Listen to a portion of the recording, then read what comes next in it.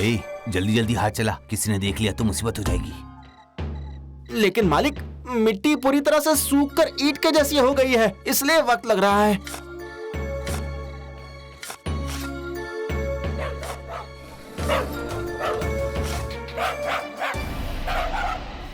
अरे बाप रे, ये क्या? ये तो हमें काटने आ रहे हैं।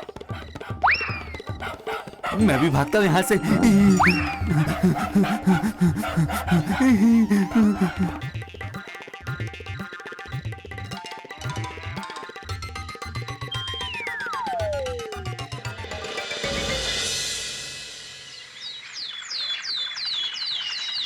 क्या बात है निमाई? लगता है बहुत भूख लगी है। हाँ, रुक जा, देता हूँ।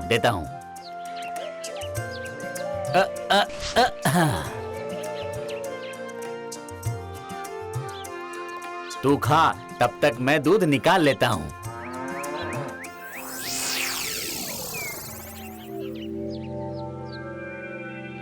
जमींदार बाबू। क्या बात है मुंशी, तुम इतने परेशान क्यों लग रहे हो?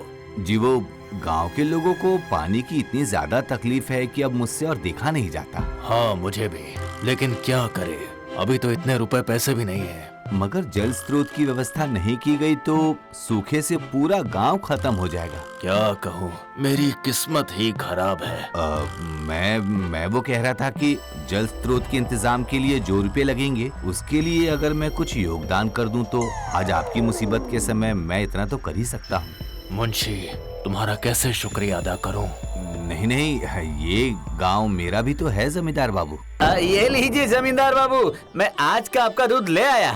अरे रामू, ये क्या तू फिर से आ गया? तुझे कहा ना कि मुझे दूध नहीं चाहिए। ऐसा कहने से मैं क्यों सुनूंगा भला? आप क्यों मना करते हैं वो मैं जानता हूँ जमींदार बाबू। तू कुछ नहीं जानता है, इस उम्र में शरीर की फिक्र करने से क्या होगा? हाँ, शरीर नहीं, आप दूध की कीमत को लेकर चिंता करते हैं। मेरे जैसे गरीब अनाथ लड़के को आपने ही तो जिंदा रखा है। अगर आप उस दिन निमाई को नहीं देते तो फिर न जाने क्या होता मेरा। अरे तू वो सारी बातें जाने दे। आपने इस दूध की कीमत पहले ही दे दी है जमींदार बाबू। हाँ। मैं सच में बहुत किस्मत वाला हूँ।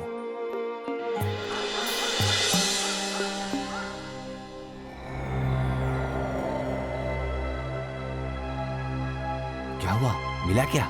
नहीं मालिक। पता नहीं कहाँ गिर गया वो।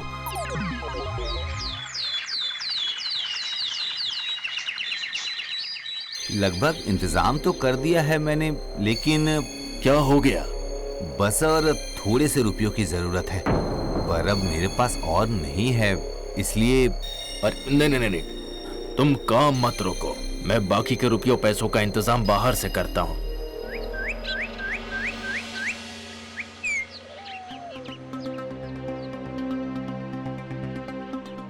अरे वाह, हाँ? तुम सभी तो यहाँ बहुत ही आराम से बैठे हुए हो। आराम कहाँ है, गर्मी के मारे जमीन में दरारें पड़ने लगी हैं और फसलों को भी नुकसान पहुँच रहा है। वो तो समझ गया, पर जमींदार बाबू ने मुझसे तुम लोगों तक एक बात पहुँचाने को कहा है। कौन सी बात?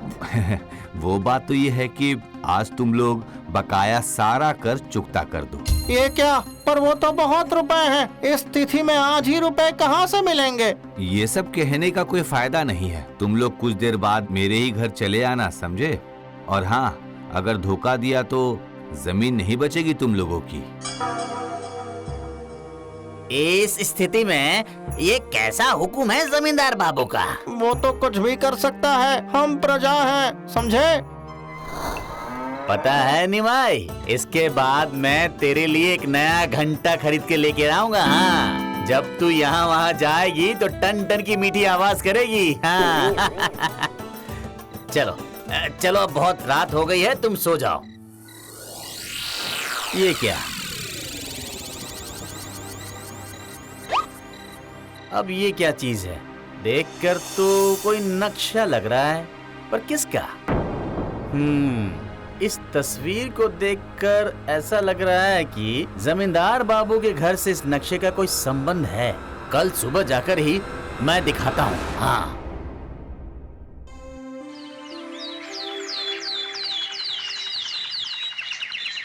जमींदार बाबू, जमींदार बाबू, जमींदार बाबू, लगता है अंदर वाले कमरे में हैं।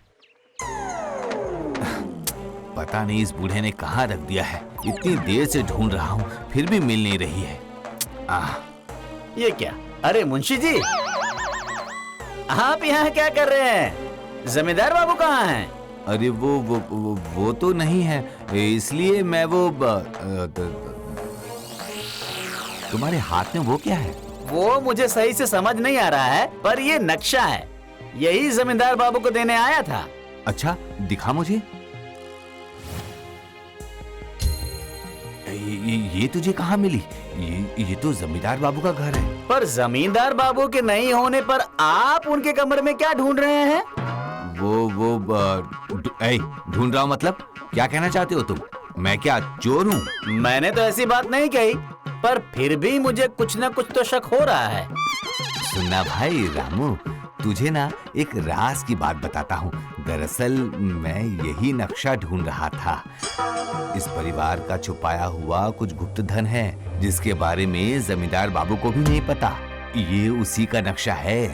क्या? पर आपने जमींदार बाबू को बताया नहीं?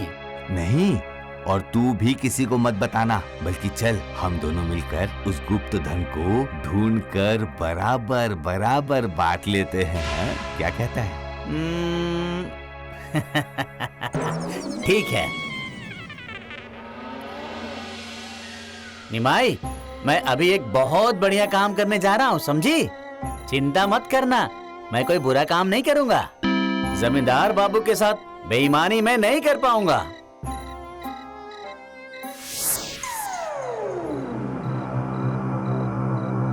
चल भाई, काम शुरू किया जाए। मैं पहरा देता हूँ और तू खोदते जा।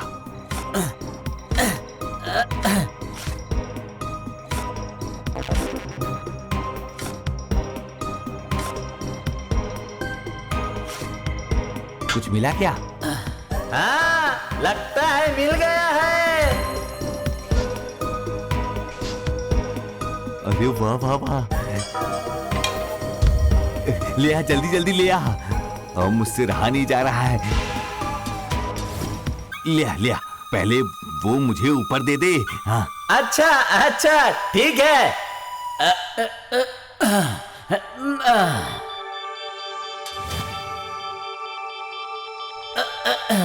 मुंशी जी, अब आप अपना हाथ बढ़ाइए, मैं भी ऊपर आ जाता हूँ।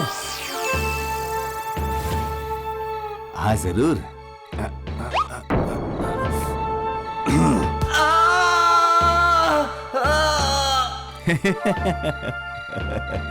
बेवकूफ रामू, क्या सोचा था? मैं इतने दिनों से जिन मोहरों के पीछे भाग रहा हूँ, वो इतनी आसानी से बांट लूंगा? है कभी भी नहीं।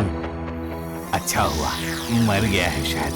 मुझे तो अब जितनी जल्दी संभव हो सके ये गांव छोड़कर निकल जाना होगा।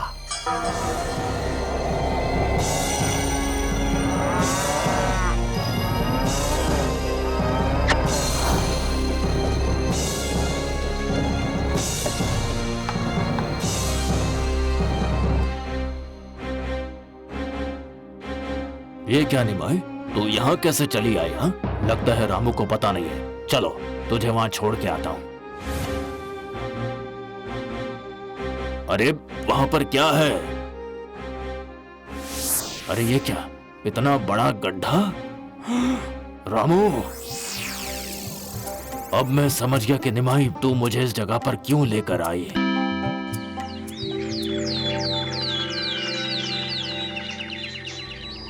अरे ये यहाँ कैसे आया? जमींदार बाबू, क्या हुआ है? हमारा रामू अब नहीं रहा मुंशी। ये क्या? पर ऐसा कैसे हो गया? पता नहीं, कल रात को लौटते समय देखा कि मैदान में गड्ढे के अंदर रामू पड़ा हुआ था। जब इसे बाहर निकाला तो समझ गया कि अरे रे, अगर गड्ढे के बारे में कोई शक हो गया तो मुसीबत होगी। आहा, बहुत बढ़िया लड़का था।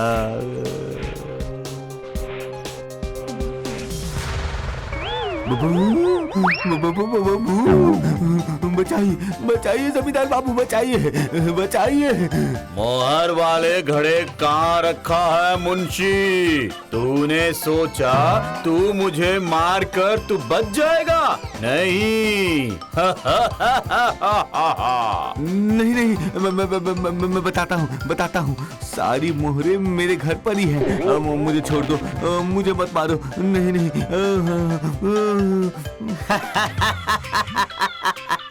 कैसी रही मुंशी जी? आपके इस नकली आंसू की तरह मैं भी मरने का नाटक कर रहा था।